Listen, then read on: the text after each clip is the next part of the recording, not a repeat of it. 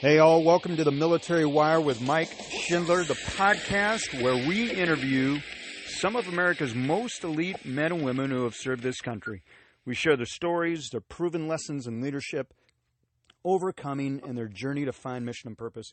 Today's guest, it's a true pleasure to have today's guest. Today's guest is Dan Savage, head of military and veteran programs at LinkedIn. Here's what I love about Dan's background. He's a West Point graduate.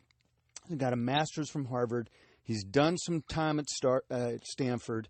He's helped launch the Onward to Opportunity program through the Institute for Veterans and Military Families. He volunteers his time. He's served our country honorably. Dan, I just got to say, welcome to the show. Thank you very much. It's my pleasure to be here. Yeah, impressive background, Dan. You know, here's what I found even more impressive, though, is really your humbleness to admit that transition wasn't easy. You have on your LinkedIn page, career transitions are never easy. As a military veteran, I found that transition from military to civilian life to be daunting, the ambiguity around choosing a civilian career path to be disorienting. I've been incredibly fortunate along my journey. A handful of key leaders have invested in me, and I've had the wonderful opportunity to work on numerous projects geared toward helping others navigate their own transition. I mean, that's pretty humbling. It's authentic. So describe your transition. I mean, you've got it all together. It seems like you had it all together. West Point grad, squared away.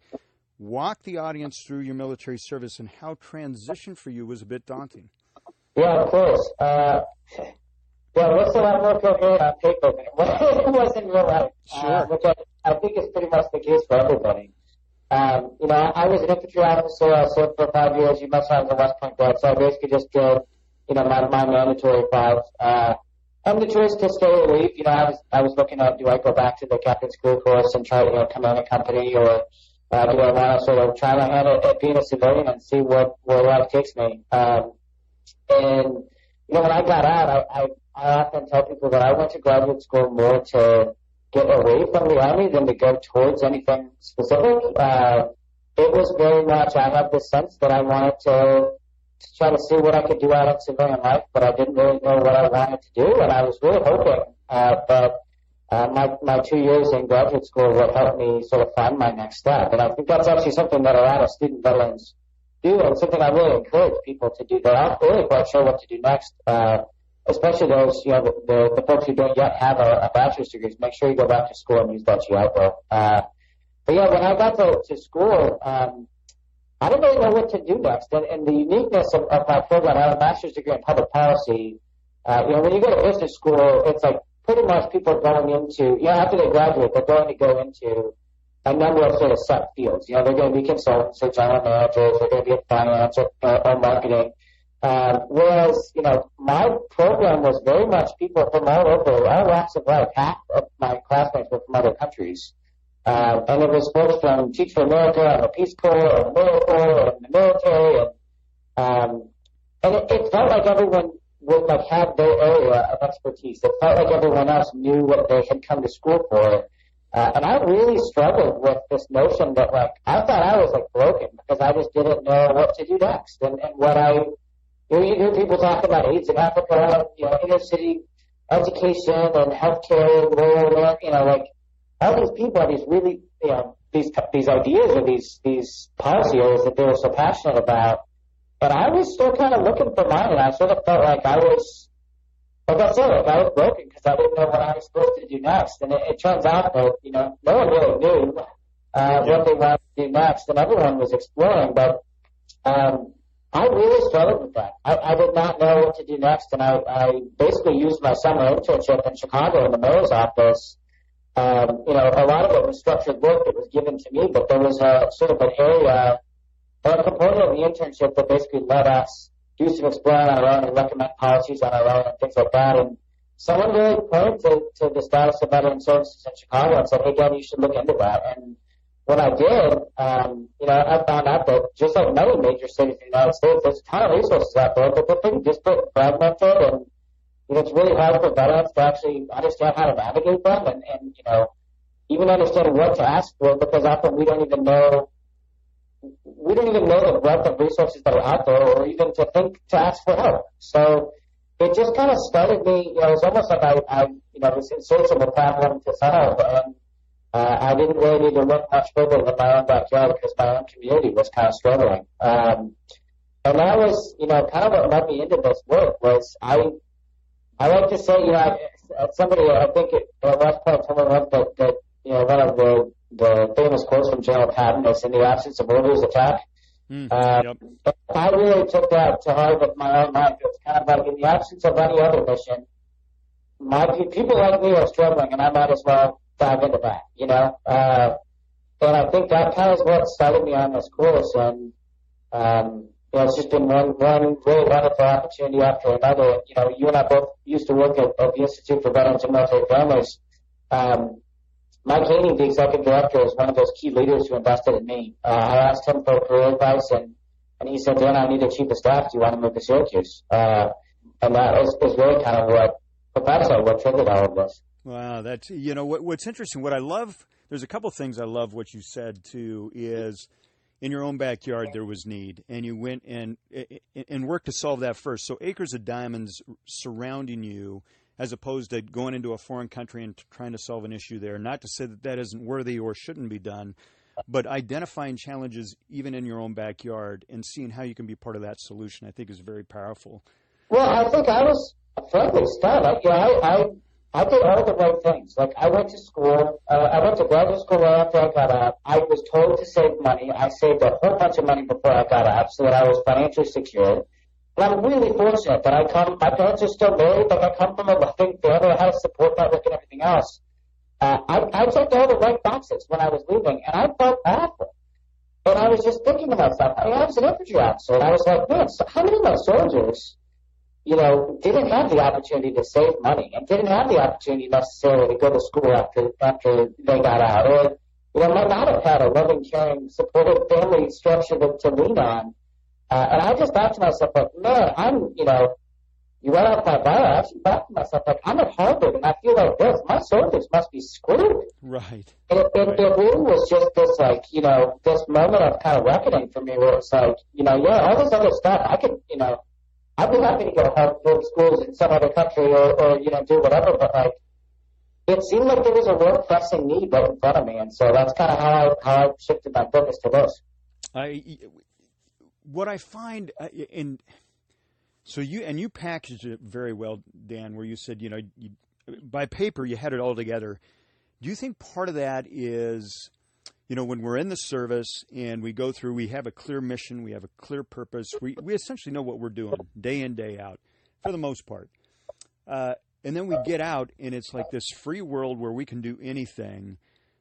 Where did you find the disconnect for you? I mean, you found your way back, but were there specific steps you took to find mission and purpose after transition? Or was it really just, I'm in graduate school, I got to figure this out, it's buying me time? Yeah.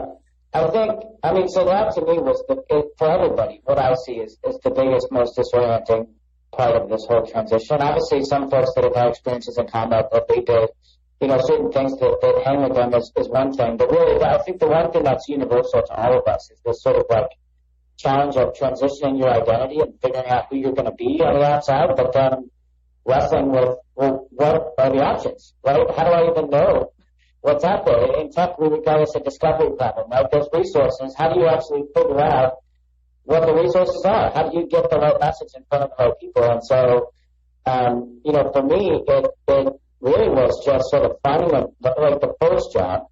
And the first job was the thing that helped me pay the bills while I looked up and learned about everything else that's out there. The big challenge for us is we think, so many vets, especially like junior military officers or non-commissioned officers that are getting out that have some leadership experience in the military think, well, I want to be a project manager. That's the most transferable skill set.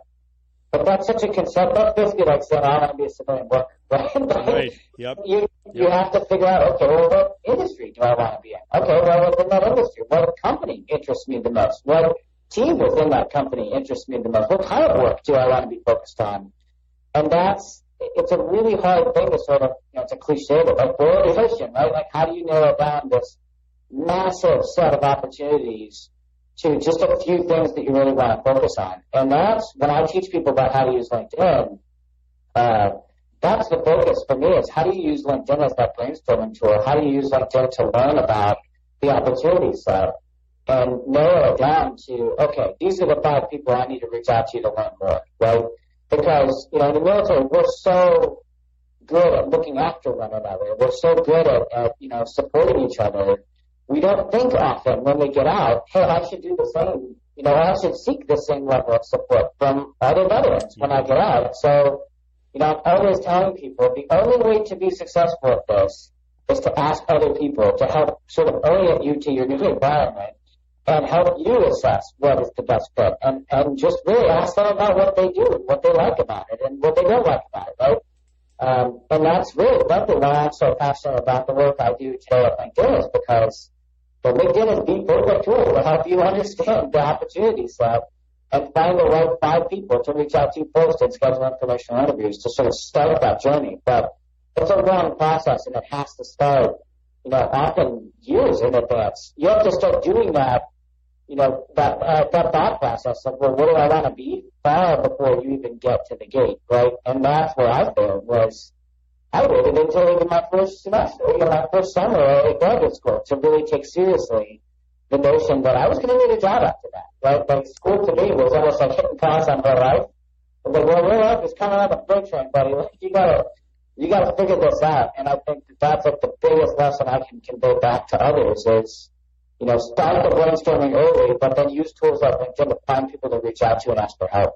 Well, and you hit it. I love, and I'm going to boil down what you essentially said. There was a couple key powerful points in this is, when you got that job, you got a job to pay the bills while you sought another job. And I think that's an important point to make too, is oftentimes we see with our transitioning brothers and sisters is they want to get the perfect job. So we understand that, listen, the perfect job might be there, but you got to pay the bills. So how are you going to do that? Step one, right? Yeah, and I don't necessarily, advocate for everybody, just to pay the bills and figure out how to pay it, right? But, to me, it wasn't so much take one job so I can look for another. It was take this job as a learning opportunity. And I think that that's always been, great. Like that's always, like, if you look at my transition from, I was living in Washington, D.C. and working for IBM when I decided to take this job at LinkedIn and move out to California. And it felt like a big, significant, daunting leap to change coasts and industries and all sorts of other stuff. Yeah. But in my mind, I actually really deliberately thought to myself, this is going to be a broadening opportunity, and you're going to have an opportunity to learn about all sorts of new things that you didn't know existed. And for that reason, if for no other, it was worth making that leap. And so I wouldn't say, take a job, pay the bills, 6 months later, find another job, but take jobs that are going to teach you things. Take jobs that are going to be broadening opportunities, and continue to pursue those. I certainly don't think of myself as like anywhere near the level of performance or potential of someone like Steve Jobs. But one of the things from his biography that always resonated with me was he was really successful because he did a whole bunch of different things and then was able to bring together the lessons from all those different types of careers and life experiences and everything else into one coherent sort of path forward. And so you really have to be willing to try things on for styles and see how they'll go and switch over and try something else and, just do something for the sake of learning. And I admit, I'm single, I don't have kids or a spouse or a house or anything like that, so it gives me a little more economic freedom to move around and try things on when folks have to, pay tuition. But as best as possible for every veteran, we just tend, it's because we're so focused on our service, it's because we're so loyal to our organization and to our country, but we don't spend a lot of time daydreaming about what else is out there. And so once you get out the gate, you have to really just take deliberate steps to continue to learn and grow and try out new things. Well, and that's good. You talked about action plan support network, making sure that you identify what your support network is, which I think is very important. And that, I think, starts with, based off of what you just said, is really identifying what your dream is. I'm going to call it a dream, call it a goal, call it a mission, call it a purpose even, and then finding those positions or those opportunities that help you drive toward that mission and purpose.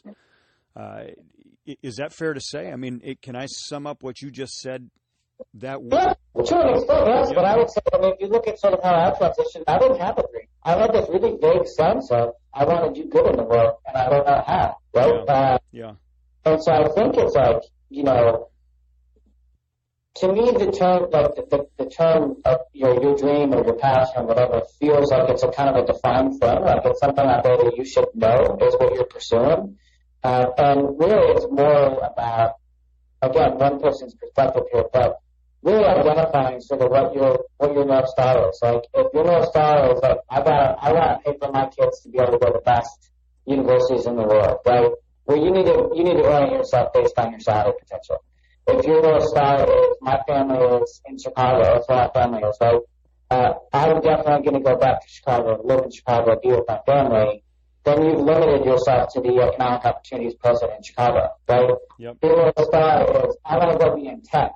Then, like, probably you're going to end up out on the West Coast. You're probably not going to do that from Tallahassee, Florida, right? Yep. And so it really is figuring out, like, it's not necessarily that everyone's going to have a dream. And if you don't have a dream, that's okay. You're not busted, right? But everybody has things that they care about. Whether it's family or salary to be able to support their own family, or whether it's a location that they want to get back to, or an industry they want to be in. But honestly, like, if you want, let's say you say, damn it, I'm going to work at LinkedIn. Like, that is the company, I'm going to get a job at LinkedIn.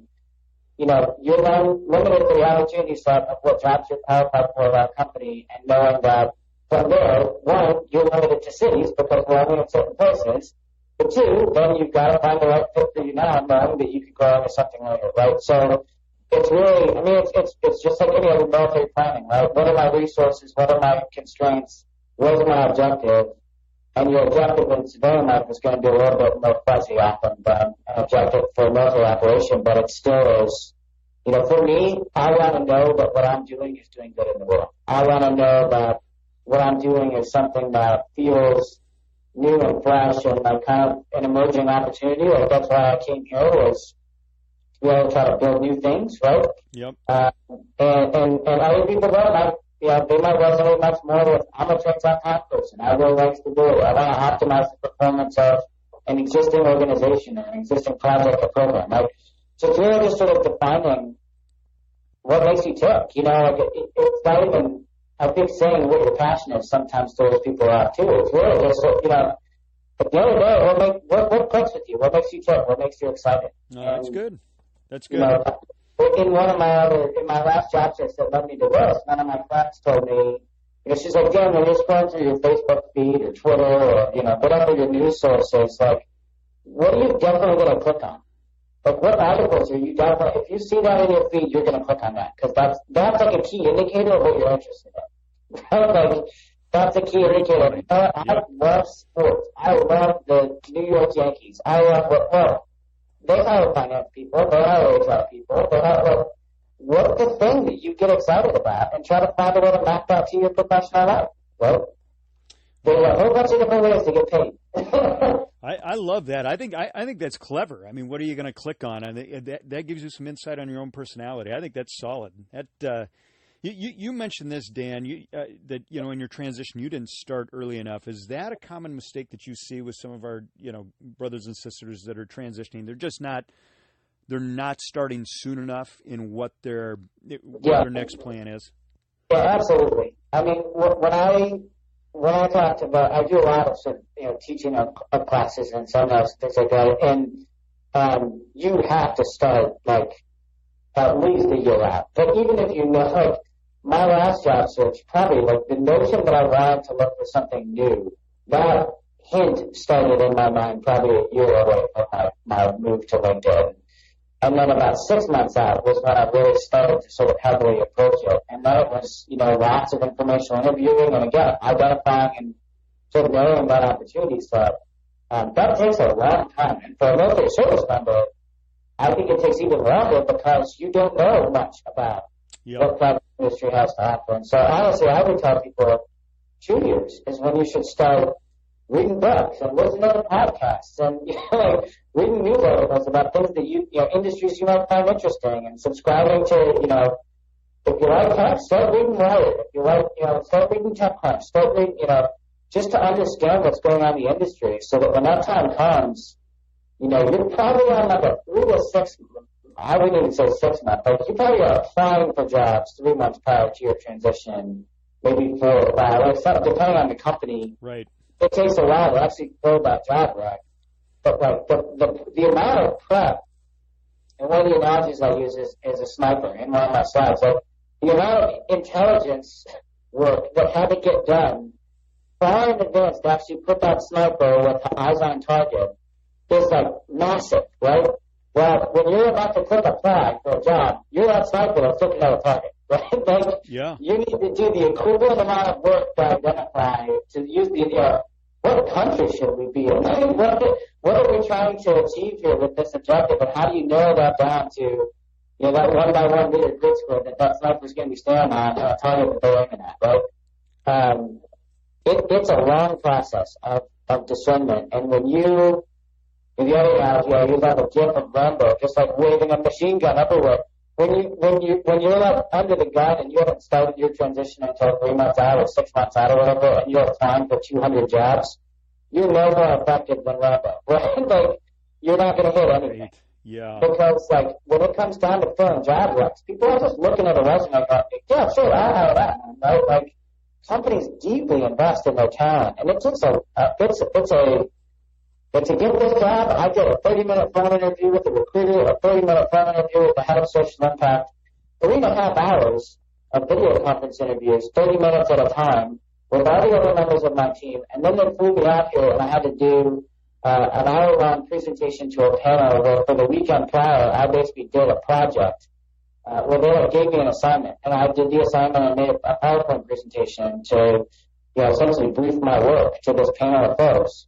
And not every job is going to be that way, but every job is going to have multiple rounds of interviews, and you're going to have to show them that you're the best candidate for that job. I love that. I think that's awesome, Dan. I mean, you're talking about you need to invest in your future, and part of that investment is really identifying your target, understanding what that target requires in order for you to land it. So I think that's good. Talk to me about LinkedIn and how LinkedIn can be truly a powerful aid in helping our brothers and sisters transition. I mean, how's this going to help them in their job hunting efforts? Yeah. So I'd say this if I didn't work here.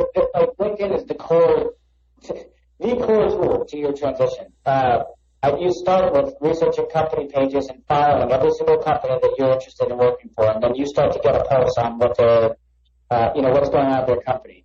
You go use our advanced search tools to find every recruiter, specifically the military recruiters that work at those companies, and follow them. You don't have to connect with people on LinkedIn. You can always click follow as well, and you're going to get the posts that they're making into your newsfeed, right?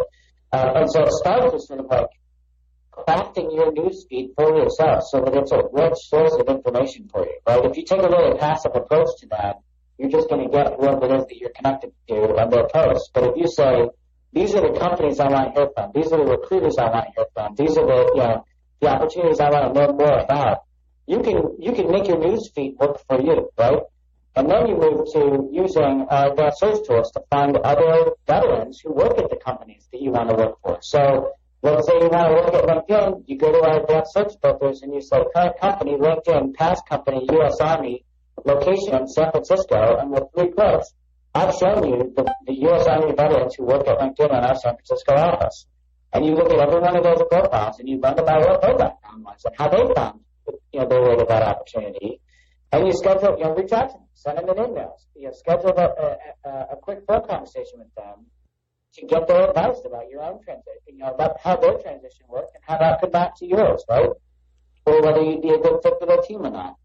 But I always tell people, if you ask for advice, you get a job. If you ask for a job, you get advice, right? Like, when you're reaching out to people, you need to just be asking them for input and for feedback. And, people, especially reaching out to other veterans, one of the powerful things about LinkedIn is, like, because of that past company, U.S. Army, U.S. Navy, et cetera, featured, it is so easy to find veterans in the exact jobs that you want, the exact companies that you want. And your intelligence gathering should start with talking about veterans and saying, do I even want this opportunity? Like, is this even a job that I would be interested in doing, right? It's like getting the answers to the test before you get to the interview. It's like, just reach out to other people and ask them, hey, would this be useful to me, right? Or would I be a good fit for this? I think that's truly important. I did that right before I went to law school. Well, that was a decision why I didn't go to law school. As a matter of fact, graduated, finished up with the Navy, and I interviewed a first year, a third year, and a professor, and decided that, geez, if I went into corporate law, I'd be sitting in a library for 5 years making $40,000 a year, and I was not interested in that. And I think, I could have just jumped right into law school and then been miserable. But I think you're spot on with make sure that you're using LinkedIn to identify people that are doing the same thing, getting the research, digging in, asking advice. I think that's powerful. What are some things people shouldn't be doing with their LinkedIn profile? Honestly, one of the big miscues in our community is photos. They either leave up their military uniform on their photo, which doesn't convey to the viewer, hey, I'm a potentially civilian professional, right?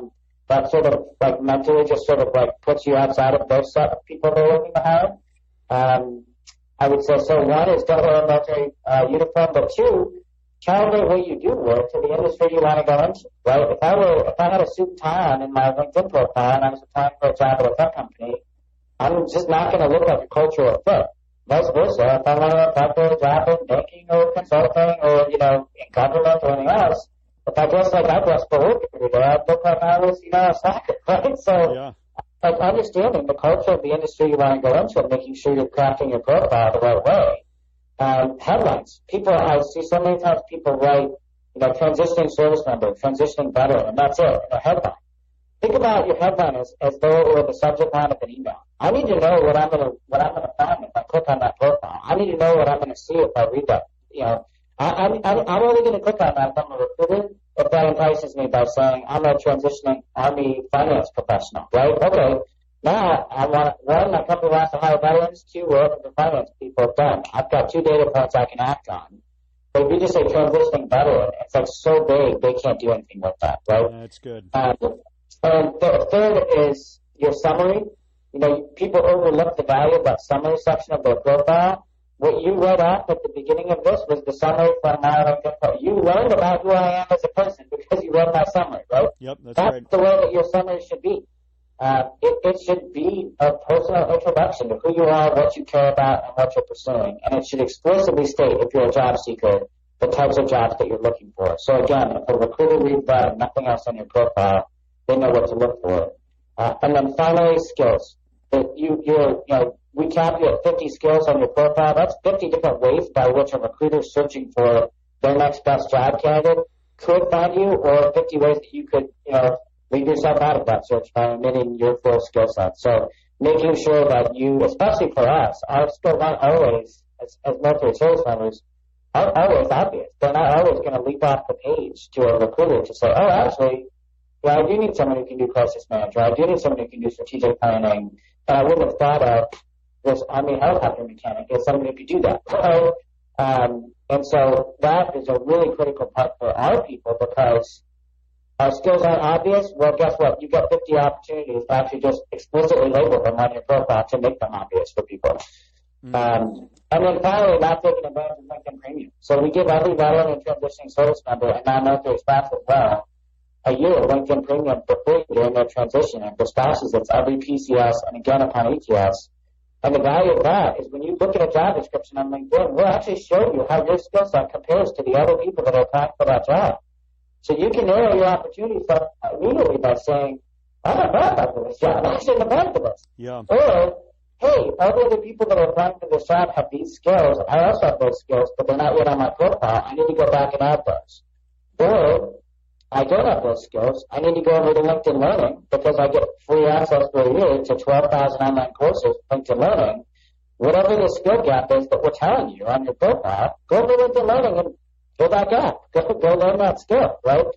And people, I think, often don't, one, take advantage of that. 220,000 people a year get out of the military. We upgraded 70,000 people last year. So that tells me we're not hitting everybody, right?